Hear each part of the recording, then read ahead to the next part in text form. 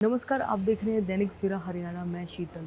सिरसा में युवाओं में नशे की लत बढ़ती जा रही है और इसी चीज़ को देखते हुए सिरसा पुलिस एक्शन मोड में आ चुकी है। जी हाँ, बीते दिनों की बात की जाए तो बीते दिनों में अभी तक पुलिस ने 28 करोड़ से ज़्यादा नशीले पदार्थ जो हैं पकड़ चुकी है। जी हाँ, सिरसा पंजाब और राजस्थान बॉर्डर पर स्थित है।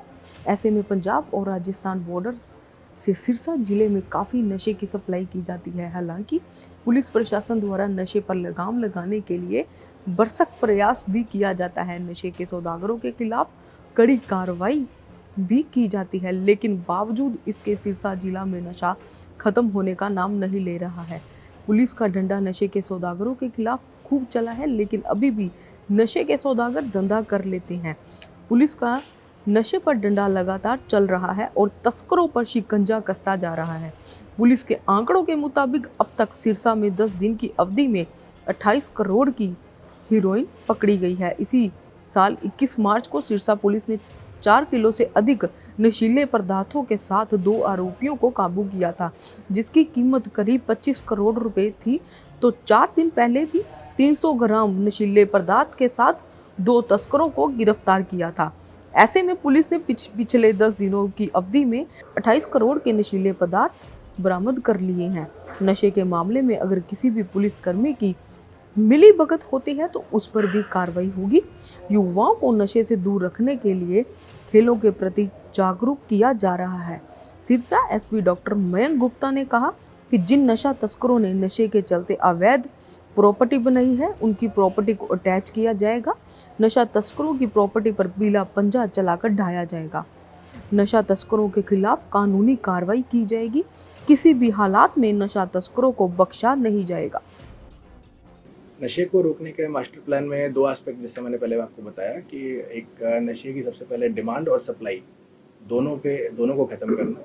तो डिमांड को ख़त्म करने के लिए जो भी नशे के चपेट में जो भी व्यक्ति आ रखे हैं, एक तो उनको आइडेंटिफाई करके उनको नशे के चंगुल से निकालने के लिए नशा मुक्ति अभियान हम चलाएंगे, जो ऑलरेडी यहाँ पे चल रहा है उसको आगे बढ़ाएंगे। उसके साथ साथ में युवाओं में खेल कूद का जो प्रोपगेशन है वो फर्दर किया जाएगा, क्योंकि एनर्जी अगर खेल कूद में जाएगी तो चांसेस हो जाते हैं कि नशे में संलिप्त ना हो। सेकंड थिंग है सप्लाई की। जो भी इस प्रकार से अगर क्रॉस बॉर्डर नशे की सप्लाई आ रही है, उनकी इंटेलिजेंस के माध्यम से सोर्सेज को पता लगा के और पूरी चेन को ट्रेस किया जाएगा, मतलब जहाँ से ओरिजिन हो रहा है और प्रॉपर एंड तक जहाँ से सप्लाई हो रही है, पूरी चेन में लोगों के खिलाफ कार्रवाई की जाएगी। साथ ही साथ में जो नशा तस्कर हैं, उन्होंने जो नशे की काली कमाई से जो प्रॉपर्टी बनाई है, उनको भी आइडेंटिफाई करके उनको अटैचमेंट और उनका डिमोलिशन कराया जाएगा। सर, प्रशासन की ओर से नशे के खिलाफ अभियान चलाए जाते हैं, जहाँ तक कि गांव भी नशा मुक्त किया जाता है, कई गांव में नशा मुक्त किया है, लेकिन स्थिति वही की गई है। रोजाना मौतें हो रही हैं नशे से, और वहीं से ही नशा बरामद होता है।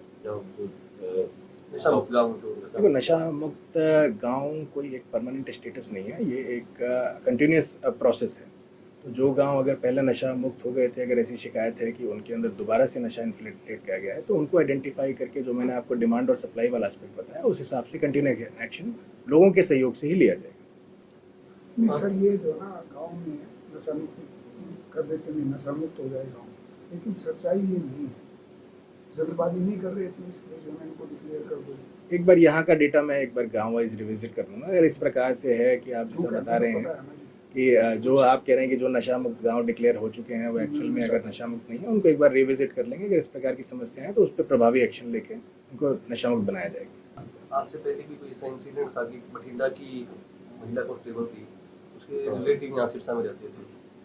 नहीं, इस प्रकार का अगर कोई भी पुलिस का मुलाजिम अगर इस प्रकार से किसी भी प्रकार के क्राइम में इन्वॉल्व पाया जाता है तो उसके खिलाफ सेम ही एक्ट में सेम कड़ी से कड़ी कार्रवाई उसके खिलाफ की जाएगी।